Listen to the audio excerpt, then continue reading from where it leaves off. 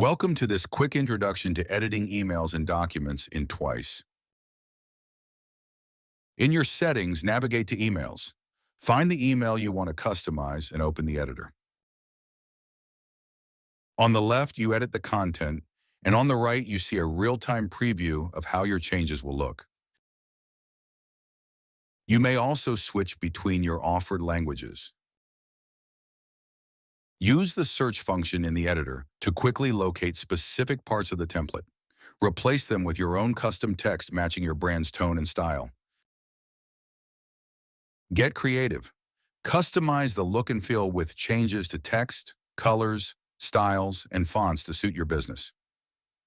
If you manage multiple stores, you can choose to apply the changes to all locations or save them individually.